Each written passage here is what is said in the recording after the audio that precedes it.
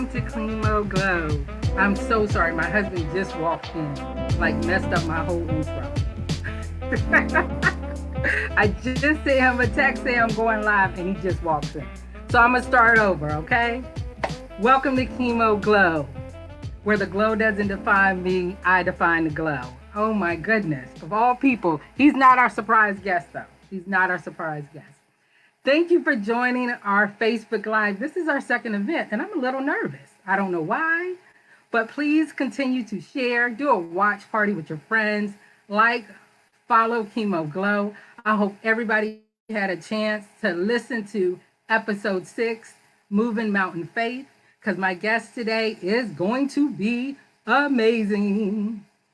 But today has been a little crazy. I started my day with a homegoing service for my friend. Her grandmother passed away, and they did a Zoom funeral service because that's the way we're doing things these days. And then at the end of my day, I had a Facebook Live baby shower, and the baby decided to be the special guest because he came 4 weeks early, and he is here now. So congratulations, Yaya.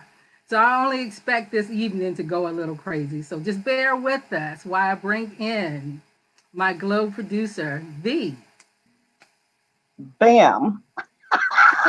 V, Hi, how are you doing? Regina. Do you like how Tavares just walked in right at 8 o'clock when I Well, was doing my intro? that the best thing about a live show is anything can happen. And he didn't even look at me. He just grabbed the girls' tablets because I was like, 8 o'clock. I don't care if they get tablet time. I don't care if they stay up. I just need quiet time. So Oh my I God. am excited about today's live. And I know you're here to try to keep me on track. I see we're Yep. already at 15 minutes, but that's pre-show. We started 15 minutes early, pre-show. So Wrap it you're up. trying to wrap me up and play out the music. Because last time I think we were on for 2 hours and people was like, really? I went swimming, I came back, and you guys were still on. It is what it is, guys. What else are you doing? Okay? But Absolutely. I'm going to go ahead and start the show because I know she's waiting. My guest today, she is amazing. Her motto is blessed to be a blessing. Sakira has always been a woman of faith. Her relationship with God was just deepened after she was diagnosed with breast cancer. During her process, she truly had to trust God, and it created her moving mountain of faith. So I'd like you guys to please welcome Sakira Kerbin. Hello. Hey, Hi. look at that hair. Yes. Did you go get it done today? I did. I actually did. I had a little jail mishap with the first hairdo. So I was looking like a poster child for Head and Shoulders. So I had to go and do a little get a little washing done. Well, Get it away. you the one you got me with necklaces and a dress when you told me you was Oh, going you guys, I was gonna say holiday. that's cute. I had to put on some stick lip, as my mama would call it, and right, add on some eyebrows because you know chemo said no, they're not coming back. So Oh my goodness. eyebrows on. But welcome and thank Thank you for you. joining me today. You are welcome. Do you have any libations with you? I don't. I just have some water. Oh, you are so amazing. He There's had bought me this water in new. this. He bought I don't know. he purchased this new strawberry margarita wine, Uh-huh. It's and a I tasted it, and I was like, I'll just stick with water. now Yeah. for today, you gonna stick with water. Well, Mm-hmm. I have Yeah. UNV, so I'm good. Okay. Something in that Tito's cup. I don't know. But tell me, well, I've known Sakira for over how many years? I think a little over 10. A little over I don't think 10 about the years. kids' ages. That's how I always kind of gauge. I think about how long Cassandra and I knew each other. So I think it's Yeah. been about 10. A little bit about 10 years. So tell me a Yeah. little bit about this glow. Tell me a little bit about your journey. I would love to hear So, well, you know how it all started. it. Yes. I really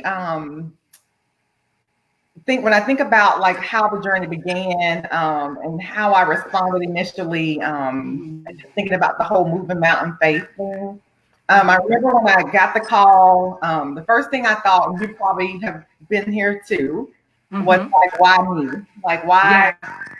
I mean, you're thinking about just, yeah, why you? Like, why me? Yeah. But I can definitely say throughout this process, I have realized this journey has not been my own. Like it's Uh-huh. been to be a blessing to other people. Mm-hmm. I've met a ton of people, women who have Mm-hmm. also, had breast cancer and gone through this journey, and just being able to be there for them, be a sounding board, be a support. Mm-hmm. Um, and just talk them through, the processes. My surgery that I had was not a very popular surgery at the time, so What I've kind been of able to, surgery was it? be a blessing to a few women who have had that surgery, and just kind of show them, my results, how things worked out, what to expect. Um, but yeah, so when I think about Chemo Glow, I think that's the glow piece for me, right? The That's fact that the I was glow. able to share this journey and just be a blessing and realize that it wasn't just for me. Like God took me through this to be able to, pull back and bless someone else. Yeah. Think out how many people since you've been diagnosed Hmm. that you've encountered Who had breast cancer or who who just. had breast cancer. People like for us, since I've met you Hmm. in our inner circle, Hmm. we've had three people Yeah. be Three. diagnosed with breast cancer. The Hmm. last walk that we went to together, I remember turning around saying, I do not want anybody else to be jumped into this game. Yeah. You Yeah. know, I said on the podcast with you that I have a picture with you and our other girlfriend. We just smiling, living our best life. None of us knew. Um, yeah. None of us knew. Yeah. So to be an advocate of your care, to be having this moving mountain faith, even Hmm. times are hard. Yes. You said you had a special type of surgery or surgery that is not well known. What surgery? Hmm. So I had the deep surgery done, and that's basically where they go in. It's a mastectomy. So they remove the breast, but then they create your new breast from your skin, your blood vessels, your muscle, and your fat from your tummy area. So it's kind of like a modified tummy tuck, not a Ooh, full one, because I still not a got a full little one. couch, but it's modified. I Modified. tried to get that surgery. They said I didn't have enough, and I I was know, I you a know. lie. I got it all. But go ahead. So yeah, so and basically the most, I guess, important part of that surgery is like you probably 24 to 48 hours after you have the surgery. Mm-hmm. The key is for that skin to take and Yeah. not for your body to reject the skin, because they move the skin from your stomach to, your breast area. Yeah. Um, but I overall, I'm very happy. I mean, amazing surgery. It's nice knowing that my boob, I call it my boob, it's my fake boob. Um, it's all me. I don't have any implants. I never have to worry about having the implant removed and another one put in. Uh-huh. That's a blessing in itself, right? Yeah. And But yeah, so it wasn't. I think it's probably more women are getting it done now, but it was still a pretty new surgery when I had it done. it was only a couple of surgeons in this area was doing it. Hmm. Believe me, I tried. Yeah. They could take it off my back, these thighs. They were like, no, we're not gonna do that. So I had to Yeah, while you're in there, can you just surgery. wipe a little bit more? I know, right? Extra. A little extra, please. A little extra. Well, you're a twin, and I'm Mhm. a twin. And when we Yeah. talk about our twin sisters, I Mhm. remember speaking with your twin Uh-huh. about your diagnosis Mhm. and how she felt about it. And Mhm. family members, they all feel a certain way. Yeah. Their loved one is diagnosed with cancer because it's not just you hearing those words. They're like, oh, Sakara has cancer. Yeah. What's going on? Mhm. So your village, the people who were in your corner, was that real important to you? Did you have a huge village? Yes, huge village. As I pointed out in the podcast, I think the one thing that stood out the most for me was just the outpouring of love. Like you know, you go through life and you try to be a blessing and be a good person, and just to see that come back to you like that, to me was just amazing. Like we had an amazing village, amazing. And you, because you had a meal train, you had everything going on. Yeah. You had, I mean, I came down there. I Play did dates for the kids. Like we had all that stuff. Yeah. You had a whole village. Well, let's talk about this village because we have a special guest tonight. And our special guest, it is important to think about your village, right? You need to think about your village.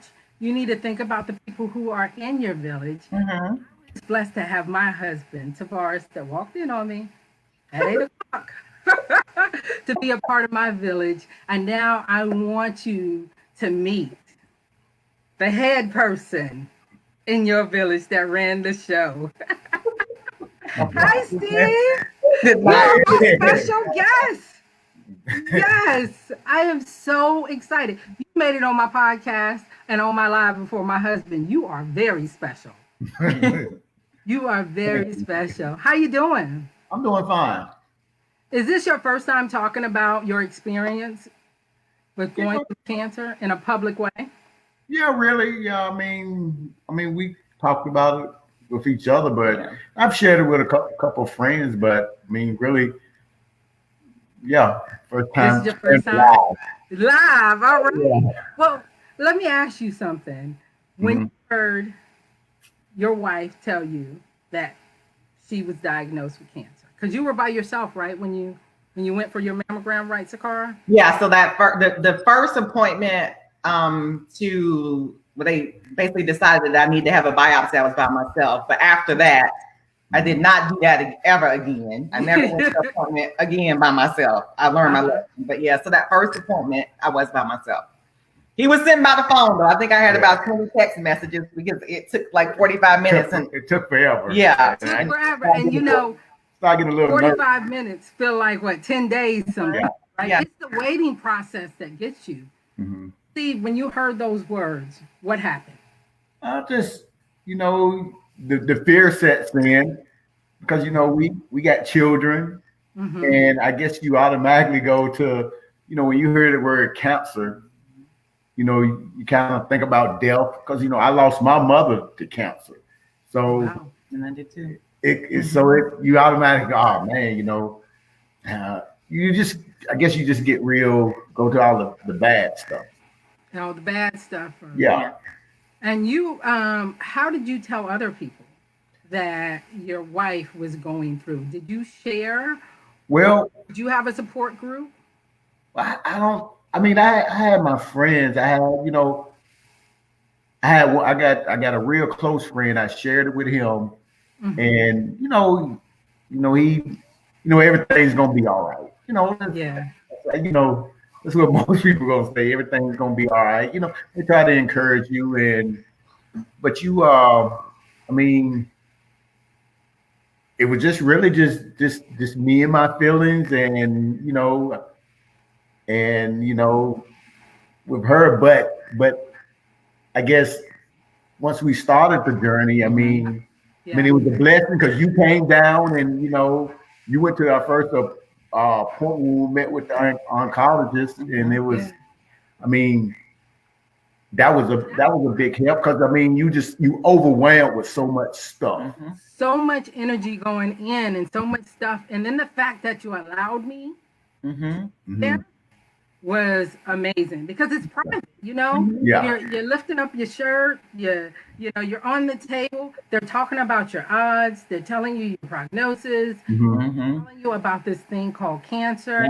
And like you, I dealt with cancer in my life, so I see my mom die from cancer. So that's all you do. You start to go to the bathroom. But the fact that I was at your first appointment, and I thank you because you guys remember I said, do y'all want me to ride in the car with you? He was like, yes, come on. Got in the back seat. Girl, you already knew where I stood. I was like, she is my support system. She went, And then just going there and waiting and hearing what the doctor had to say really affects how you move forward. So leaving that appointment, Steve, leaving that appointment, hearing it, sitting there, what was your thought?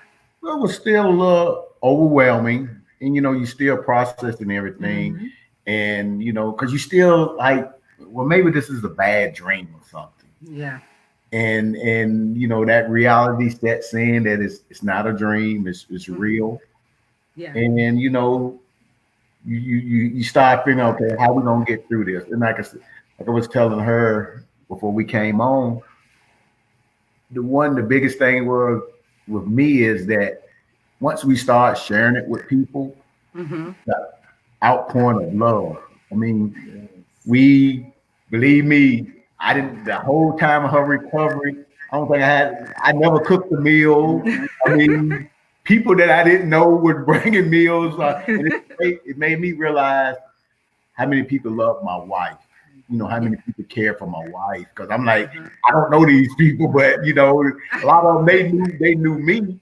Yeah. I didn't know them, and I mean, like I say, people, saying on the weekend, well, we'll come get the kids, just to get them out of the house. Yeah. I Mm-hmm. mean, that makes that process so much easier. And one thing I could tell anybody that would go through, because a lot of times when people get sick, people get real private.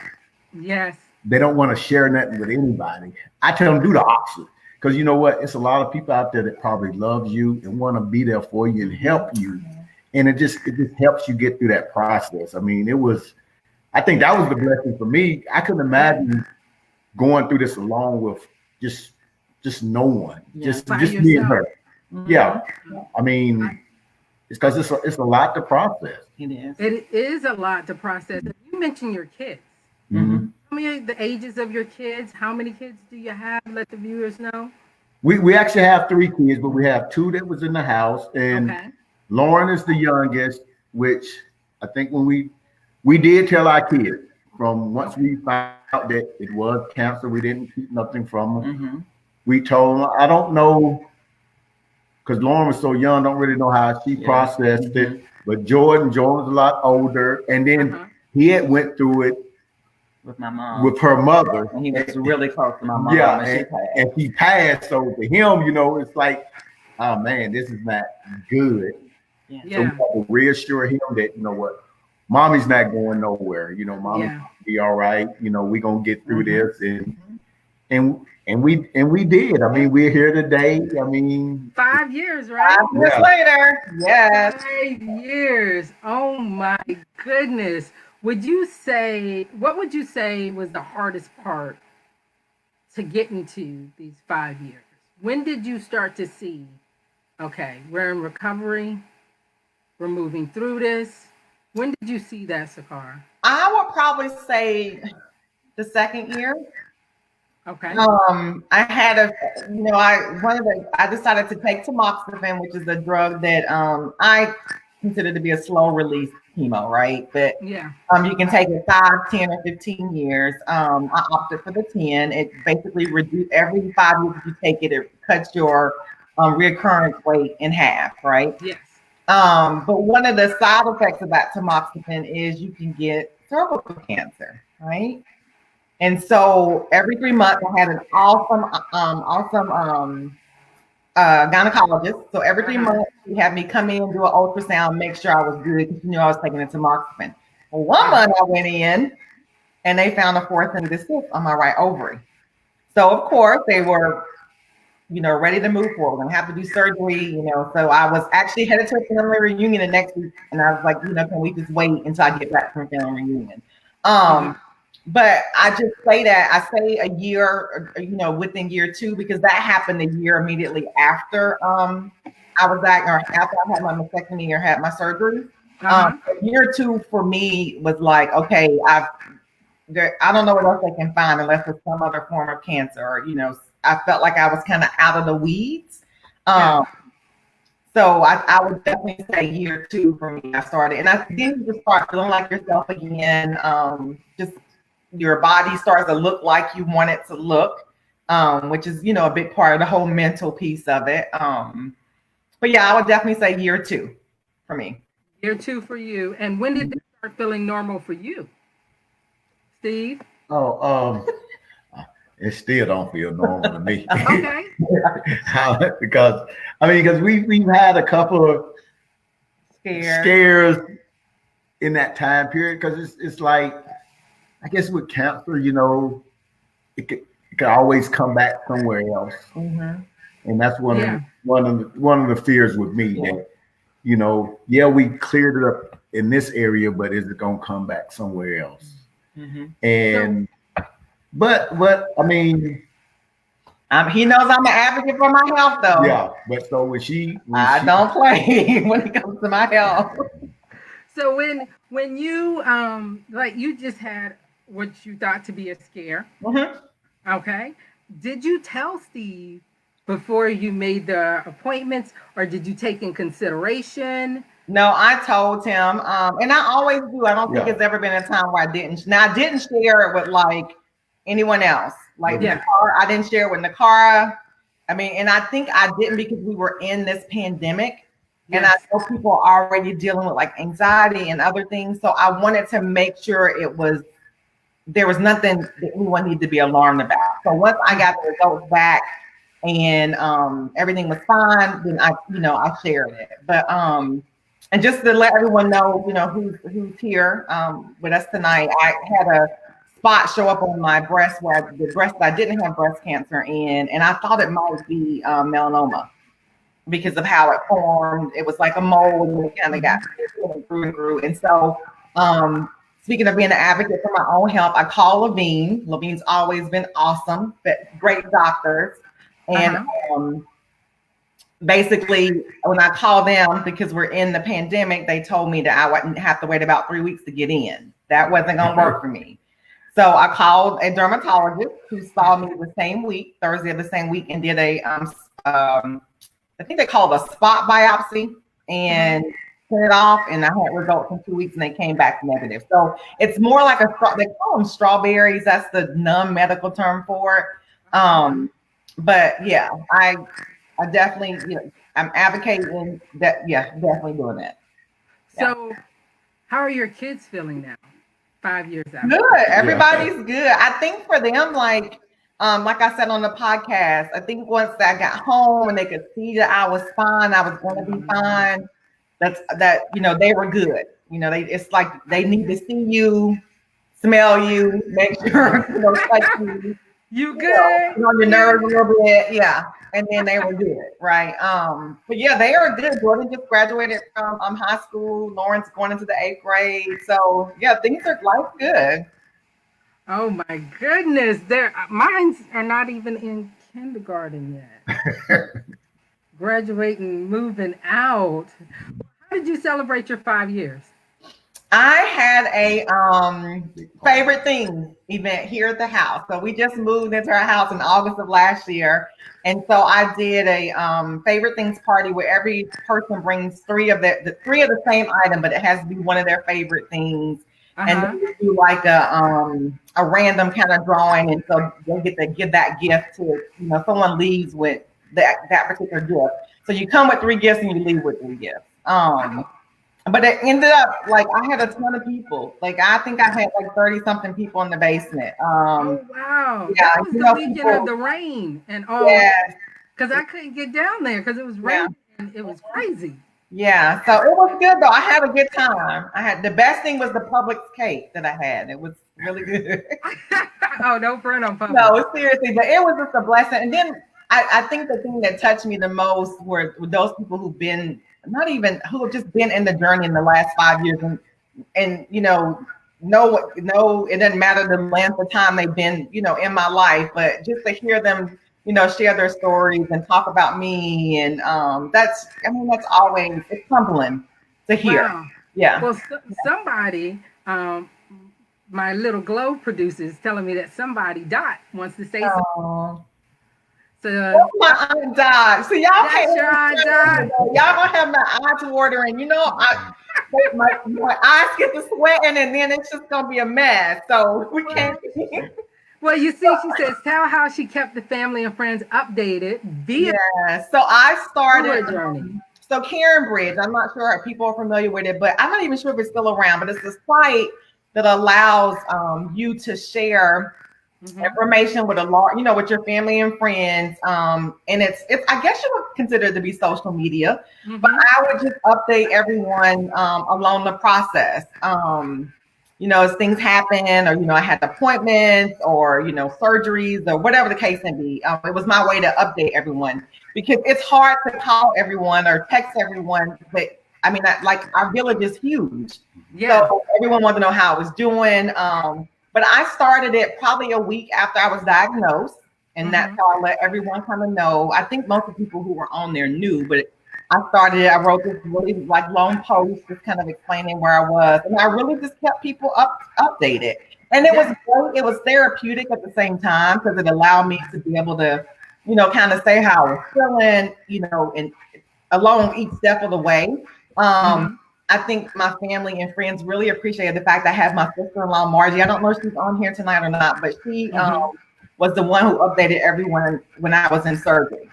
And so afterwards, I had a ton of people come back and say that was just so great to be able to know, she was updating every few hours, because I was in surgery for 8 hours, about how things were going. And I think I continued to post for about a year and a half afterwards, because I had 5 more surgeries in that year. 5 more surgeries. They were all reconstructive, but yeah. So I had 5 more surgeries that same year. So just keeping everyone updated. Test results.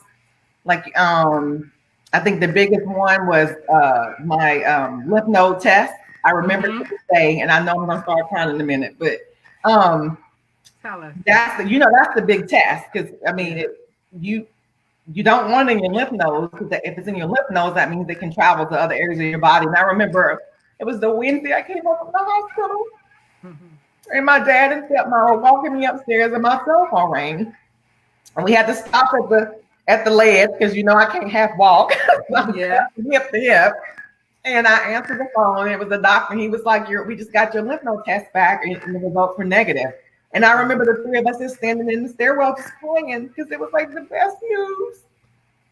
It was the best news. Isn't it crazy how you can have the best news at best news at the worst time? Yes, and that was the best news I could have ever gotten. The best news ever. But yeah, so that was the best. I remember that moment. Like it was, So, but yeah, just to go back to the whole. I'm sorry, I would left. No, it's fine. I told you what to do, and you didn't do it. I said, get a box of these. Give me a paper towel. I could have grabbed the box of tissue. I'm the waterhead. I should have known better. The waterhead I am. But yeah, so that fight was great, and I'm glad that thank you, Aunt Dot, for speaking up and asking me to share. I completely forgot about it. But the car, she should be on. But she made me a little gift to basically get the book, basically take all the blogs or posts that I had made out there and kind of put them together. So I ended up downloading that information, and so we were trying to work on kind of putting it together to have a little keepsake for me. But your sister is little Martha Stewart. Let me tell Martha Carter. I call her Martha Carter. Martha Carter. There you go. That's exactly what she is. Yeah, but so I look back at that sometimes just to see. It's always a great reminder to know where you came from, right? Yeah, and everyone thinks after your initial surgery or the initial diagnosis, then that's it. Yeah. So if you don't have Chemo Glow, I apologize, because there's 2 little ones knocking on my door right now. The babies. Which means Daddy is probably. And then. No, I can't hear him. Don't worry. We had a cat that was like scratching the door down a minute ago. So if you hear them, just do what I do. It's Facebook Live, right? It's Facebook Live. Getting it live. Whew, the gift of kids. The gift of kids. I lost my train of thought because of beautiful little angels. But having family there, your sister being there, the fact that you guys, now I know what I was going to say. I'm sorry. You didn't have chemo. You didn't have radiation. Mhm. So when people, after you were diagnosed, because they don't see the change, Mhm. did some people think that you were just all right? Yeah, it's mostly in not necessarily in a bad way. I just Mm-hmm. think that because people don't understand the mental part of it all, and Mm. they see that you're healed. And I wouldn't say right away. Like I just think but again, they don't see the emotional side of it or the mental piece, right? Because it's always in the back of your head. Um, Whenever anything happens, just like the scare I just had, most people may probably would look at their skin and be like, "Oh, I got this mold on, whatever." But Mm. because I've had cancer, it's like your mind immediately goes to the worst, right? To the And worst. you don't, Mm-hmm. I don't stay there because that's just not who I am as a person. Uh-huh. But it goes there, and Mm-hmm. I mean, that's usually your first thought, like, "Oh my gosh, it's just something cancerous." But I do think that people look at you on the outside, and I have even felt some, and no one said this to me directly, but I've also felt that because I didn't have chemo or radiation, Uh-huh. that people may have viewed it like, oh, well, your cancer wasn't that bad, you know what I'm saying, and it wasn't Isn't that that the bad. worst? I don't And care if it's no one's stage really said that to 0 me, but to you, 4. yeah, It the words you have cancer, and people don't understand. There's different stages to this. There's 1A, 1B. There's different types, triple negative. mm-hmm. When they say, "Oh, yours wasn't that bad," you know. Yeah, But that's crazy how some people perceive it, and then they don't know until they have it. And I don't want anybody to share that experience. yeah. Now, Steve, with you Mhm. support the car during that process, knowing, men like to fix things. Like my husband is a fixer. When I came to your house, I seen you are a fixer. Guys, Steve keeps the house. You can eat off the floors in there. That's my type of husband. Holiness I is love next that, to right? godliness. That's my motto. And then he's like, "Are you hungry? Can I get you something? What do you need?" I'm looking like, "What? You're the one going through." And I can tell that you are a fixer. How did you get to the support you needed to support her? Because I know you said you had a friend, but how Mhm. did you release? Did you tell people my wife is going through? How did you do it? No, I think I just sort of, I think I kind of went about it as kind of business as usual. Once we, especially once she got home, I Mm-hmm. became the caregiver, and because a lot of people didn't, she had what 3 or 4 drains that had to be cleaned and drained every day because for a while there, she really couldn't do anything. So Yeah. you as the husband, I became the caregiver, and I guess that was my way of fixing things. Making sure that the drains were clean, the bandages was changed, and because you didn't want to get no infections or anything, Mm-mm. and Yeah. and then just making sure that house was still running like it should be, which because she runs everything, and just trying to make sure everything was just doing Uh-huh. just keeping everything afloat. Because I didn't. The last thing I wanted her doing was stressing. I didn't Yes. want everything falling apart. Mm-hmm. She was going through what she was going through. So, and that's why and here go again, going back to her support group being there for me. Mm-hmm. Became your support group, They right? became my support group, and that just made everything. It just made that transition just so much easizer. I mean, Did, and just, I mean, you talking about a weight off your shoulders. I man, mean, that's why I would tell anybody, man, you know, look at him smile. open up, tell people. Tell people. How Um, long you guys been married? 20, now Almost 21 21. years. Yeah. Florida, y'all are smelling like y'all are newlyweds. Oh my goodness. It's because we're in front of the camera. Don't worry. Yeah. We got this now. I'm telling you, you have a couple of comments up here. People are dropping in to show their. Oh, I see. Yes, you have people looking on to show their support. You guys have been a support system to so many people, um, even after this. Mm-hmm. Steve, have you talked to anyone, any male that has been going through cancer, any husband? Have you had to have that conversation with anyone? Not really. Well, not really. I mean, Hmm. men sometimes, we could be, Exactly. There's that. you know how we do sometimes. We just, a lot of times we don't talk about a lot of stuff. But Hmm. I am the guy that tries to get people to, you know, don't keep it, don't keep it in. Yeah. Because actually, that's kind of what drives you crazy. I mean, The mental health side of it, yeah. right? I mean, if you're going through something, if your spouse or whatever, your significant other is going through something, share it. I mean, Yeah. because I didn't have no problem sharing it, and it's.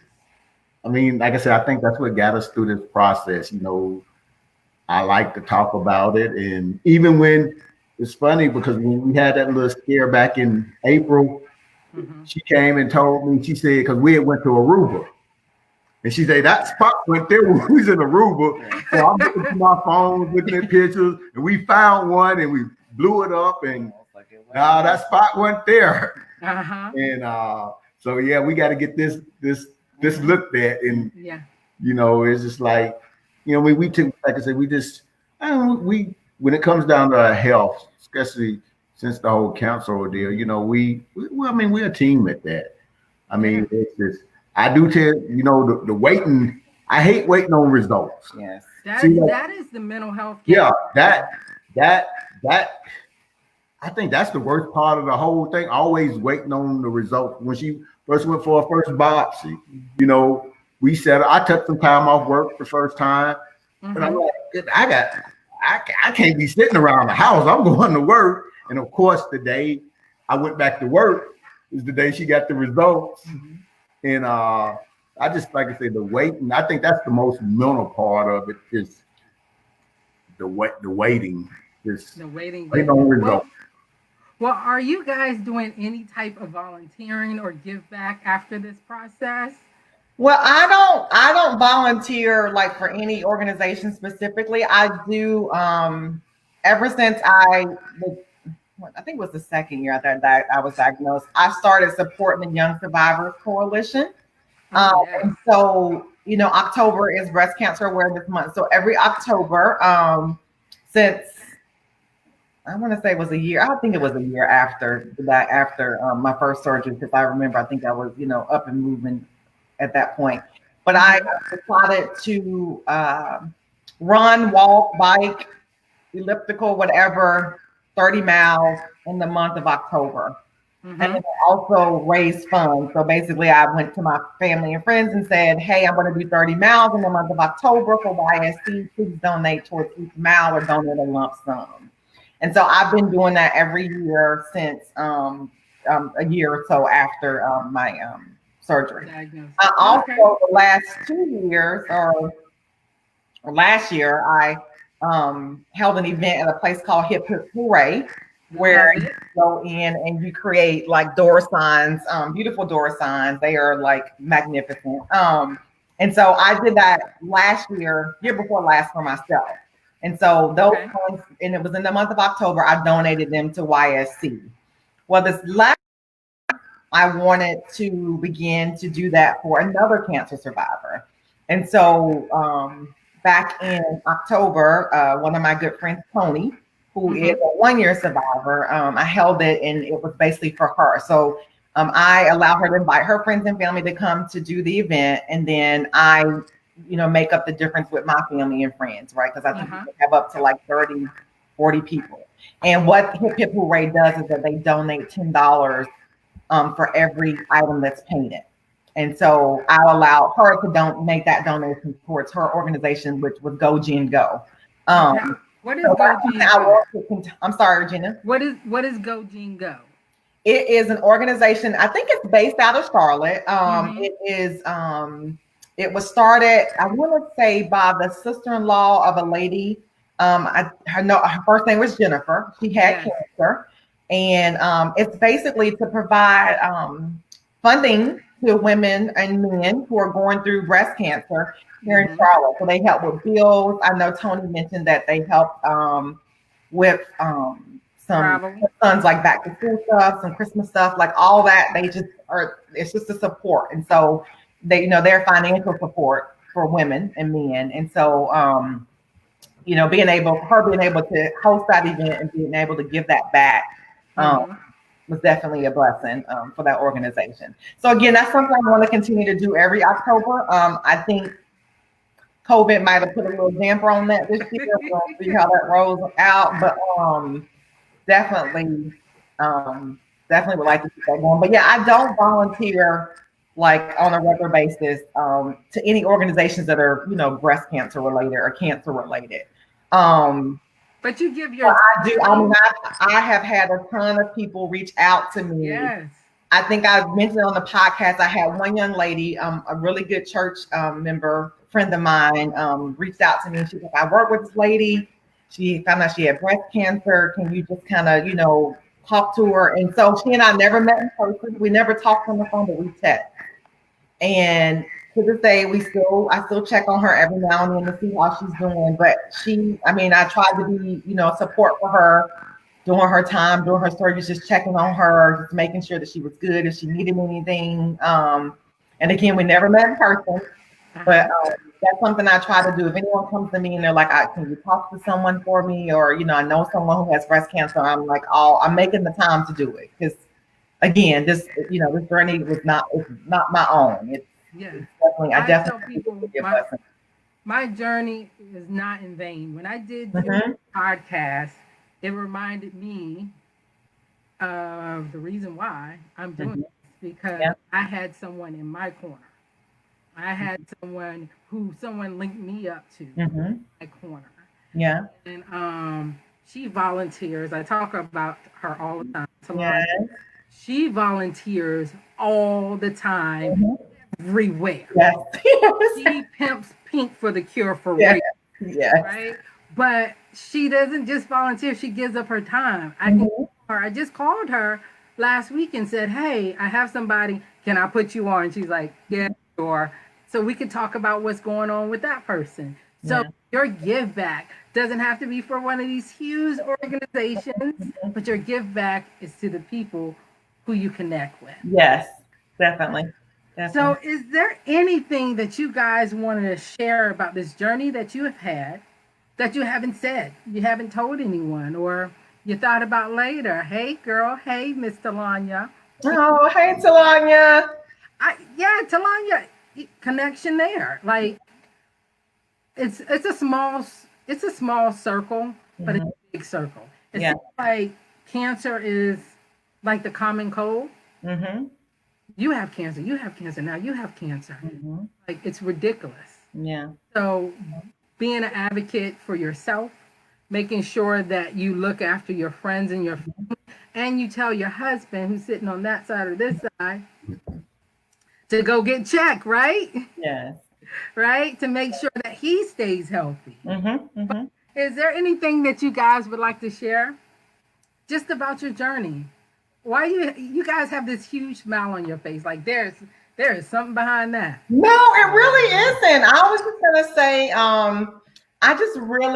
I think that, again, I want to kind of reiterate what Steve said earlier, just about the village. And I understand people want to be private during those times, but you never know who you're going through your journey for. Like, you never know who God wants you to be a blessing to.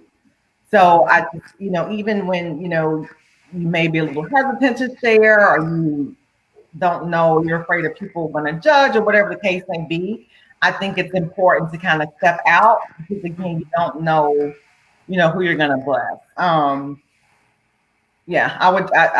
definitely think that's important, because I didn't know the people I probably have 2 or 3, pretty good friends that have met through this breast cancer journey, and I wouldn't have met them if they didn't know that I was also a cancer survivor, right? So I definitely think that piece of it is very important. And I think the other thing I would say too is that the biggest, the one thing I've learned is my husband is the worry wart in the marriage. Like he's agreeing to this. Like he worries. Ooh, he worries. And I'm just not a worry wart. But I told him, we had conversations just about the fact that cancer has changed me. Yeah. When you go through something and your health is involved, you have no control. Like you learn to let other things just not bother you. Like you think about people who have issues with finances, right? You can get another job, you can make more money. There's more money out there to be made, right? Or you're dealing with, family issues, relationships can be mended. And I just feel like when it comes to your health, it's out of your hands. Like that's where I saw this. Like when I was told I had cancer, it's out of my hands. I didn't know what my diagnosis was going to look like. I didn't know what my ultimate treatment was going to look like. And it's truly in God's hands. And so that's where that whole mountain moving faith comes from, right? Because it's you and God. And you told me once, and I remember this, you said you're going to reach a point where everyone around you is just like in a tizzy. They're worried. They're calling you, they're contacting you. You can't really concern yourself with everyone else's feelings because you have to, focus on you. But you told me, you said you're going to reach a point where you're going to have such a peace within yourself. And I reached that point. I think like right before my surgery, I remember like coming out of surgery, my sister-in-law, the one that was doing the updates for the page. I remember her and my brother coming in to see me as I was in recovery, right? And that recovery room is so warm because you're having to make sure your skin takes, so they want you to be super hot, make sure everything takes. But I remember them coming in there and to check on me, and me trying to raise my hand, and all I kept saying was, "I made it." I was like, "Praise God, I made it."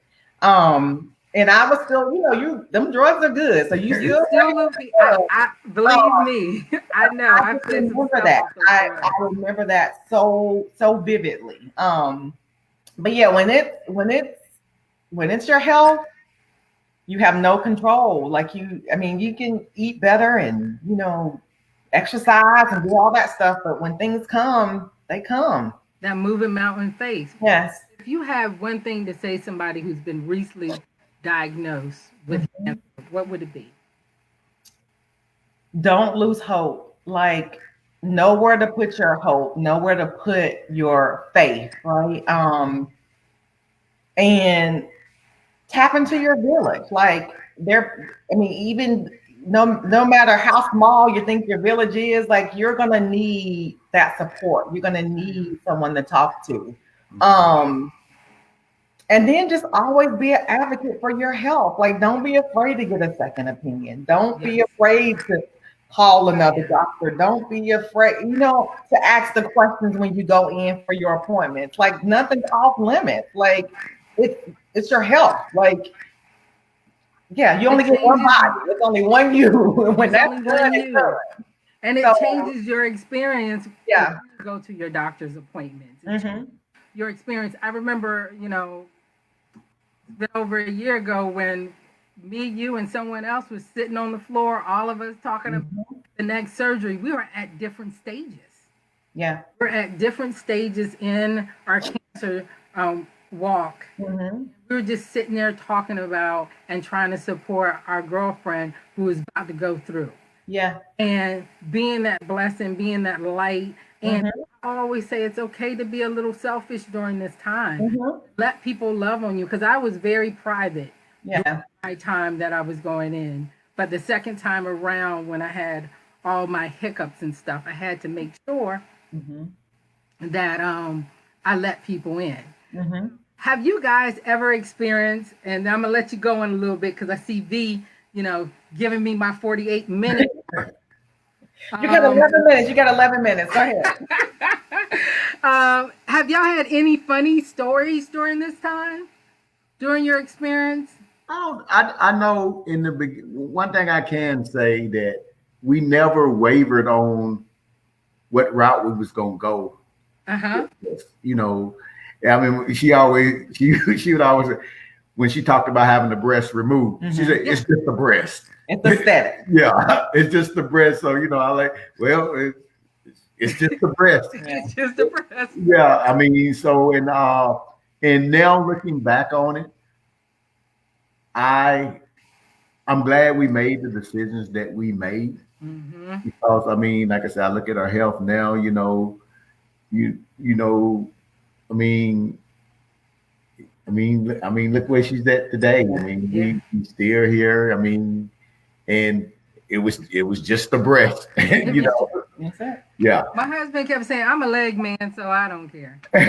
yeah. I mean, Yeah. that it just I You think. sure he just said leg? Oh, we all think never mind. Okay. I know, right? That's another conversation for another day. Okay. And, Yes. us just being in this, like I said, we was on the same page from day one. Once we got this is what it is. We was, hey, we gonna fight this, and I mean, we came out victorious. I mean, Yeah. I'm trying to think if there's any funny stories. I can't think of any.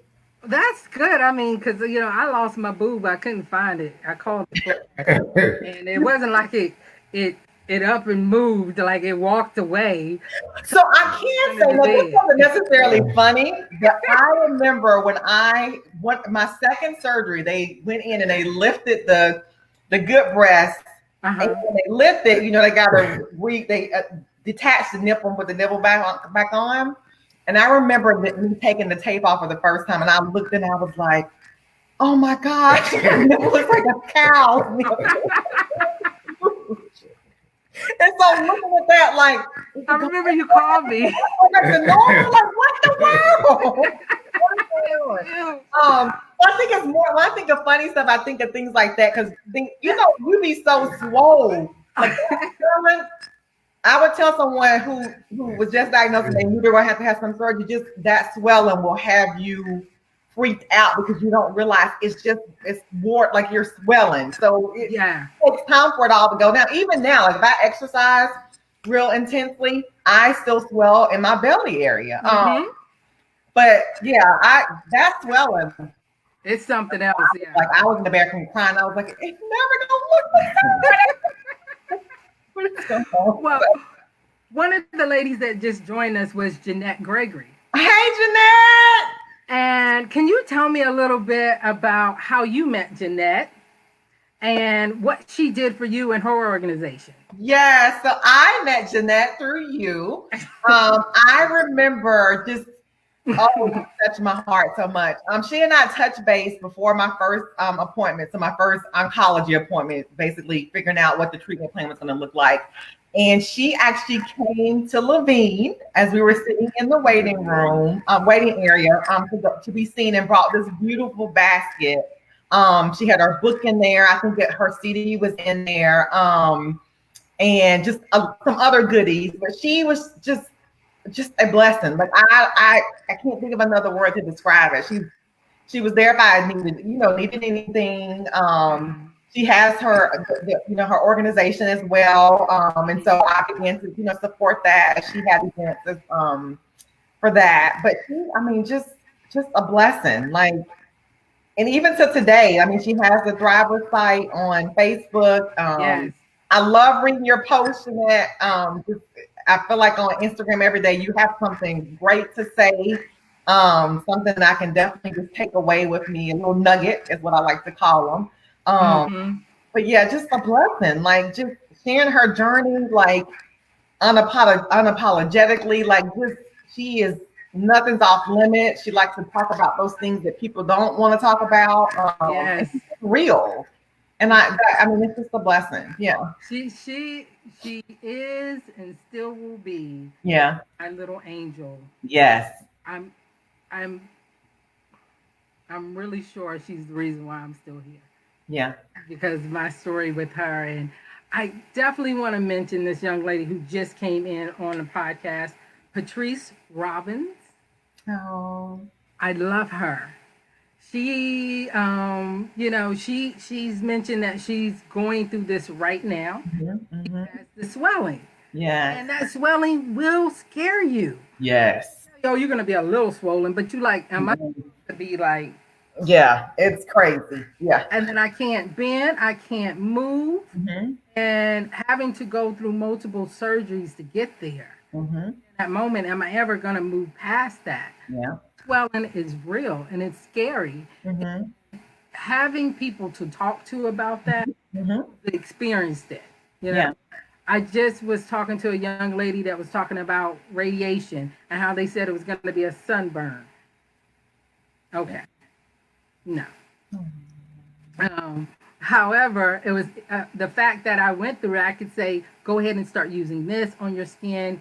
Make sure you do this. Make sure you do that. That way, you have an idea of what's going through. Yeah. Yeah. And, this village that we are making for all of us is a beautiful thing. From Jeanette It is. to Vanessa to Talanya to everybody who has been touched by this. Amazing. Yes. So many people are. I'm trying to keep up with the comments here. So we've already talked about Miss Jeanette. She is the best. She's actually going to be on the podcast in September. So we'll be doing something with Jeanette. I'm hoping to have Patrice up here soon, sooner than later. But if there's anything else you guys would like to share with us, because I have 4 minutes according to Vanessa. I don't have. No, I can't think of anything. Steve, I am so glad you came to sit in front of this camera. You were supposed to work tonight, right? Yes, and we end up being off, so I didn't have to work. So I joined. It was divine. He was supposed to be here. Look at that blessing. The first male on my podcast, and I was actually about to start my caregiving podcast next. I did my first caregiving podcast because caregivers, I feel like they're always left out of the situation. And when they come in, when the doctors come in, they talk to you. It's going to remember. Those are the things that are going on. You're the one who's taking it all in and have to go and make sure that your wife is taken care of or your loved one's taken care of. So, Vanessa, did I do well? I think I did. She's sitting there trying to type me something on the side. So, oh, Sakira, your hair looks gorgeous. Thank you. She's all natural over there cutting their. I'm trying this natural thing for a while. We're going to see. We're going to see how it is. Yes. And I like the whole wash and go thing. And then trying to work out. Yeah, this is definitely better. Definitely better. Well, this is my last question for Sakira. Yes. How much did Steve being there make a difference in your treatment? Oh, it makes all the difference in the world. The last thing you want to feel like is alone during this process, and just knowing that I always had someone there. It makes all the difference in the world. And like I said, I laugh about it now, but going to that one appointment without anyone with me like that's not a good feeling. It was scary. It's not. And the nurse was there. Praise God, the nurse was actually a Christian as well, and she wanted to pray with me while we were there, going through the second half of the ultrasound results. But that just knowing that someone's always there, like I knew he would always be there. Yeah. So definitely a blessing. Well, thank you, Sakira and Steve. You're welcome. Appreciate you guys joining me for Chemo Glow, where the glow does not define us. Yes. Glow, right? Yes. Your husband got the glow over there. I'm looking. Yeah. Guys. Thank you to. Can I just say thank you to everybody for joining? Go ahead. On, but my family and friends who joined, I love y'all. Just thank you for the support through the years. Just thank you. Steve, you want to add anything before we go? Just thank you. I don't think we could have got through this without the people in our circle. It truly makes a difference. Guys, thank you again for being on my Chemo Glow going live. I appreciate it. We will be back again with you guys. I have something planned. All right. Yeah, but Steve, I'll make sure you're on for it. Okay. All right, guys. Thank you, Facebook. Thank you. Appreciate you. Y'all. Bye. Bye.